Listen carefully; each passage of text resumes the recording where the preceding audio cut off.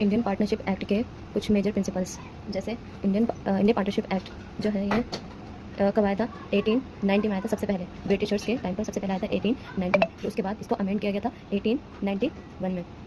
तो ये जो 1932 का जो ये पार्टनरशिप एक्ट है, ये किस पर बेस्ड है? ये बेस्ड है इंग्लिश पार्टनरशिप एक्ट 1890 पर। अब बात करते हैं कि ये जो इंडियन पार्टनरशिप एक्ट है वो कब पास हुआ था? ये पास हुआ था 8 अप्रैल 1932 में ये एक्ट पास हुआ था। फिर इन्फोर्समेंट होता है इसका 1 अक्टूबर 1933 में। फिर ये जो है मतलब ये जो इसका नाम है द इंडियन पार्टनरशिप एक्ट 1932। तो जो दा का मतलब होता है स्पेसिफिक, तो ये क्या है? एक स्पेसिफिक एक्ट है। अब बात करते हैं इसके प्रियम्बल की। तो जनरली प्रियम्बल में 3 वर्ड्स होते हैं, डिफाइन, अमेंड एंड कंसोलिडेट। तो डिफाइन का मतलब होता है न्यू कंसेप्ट या लॉ या प्रोविजंस को ऐड करना। अमेंड का मतलब होता है something added in all provisions, यानी कि कुछ ऐड किया है हमने पुराने प्रोविजंस के अंदर ही, मतलब समथिंग चेंज, हमने कुछ चेंज किया है। और कंसोलिडेट का मतलब होता है एग्जॉस्टिव, यानी कि कंप्लीट।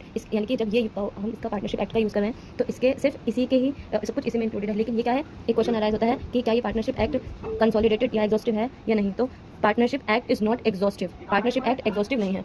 पार्टनरशिप एक्ट के अंदर सिर्फ 2 वर्ड्स का यूज़ किया गया है, डिफाइन एंड अमेंड। कंसोलिडेटेड का यूज़ नहीं किया गया है, सिर्फ इसका यूज़ किया गया है डिफाइन एंड अमेंड। इस वीडियो में सिर्फ हम इतना ही करेंगे। अब अगले वीडियो में हम इसको और आगे करते हैं, कंटिन्यू करेंगे।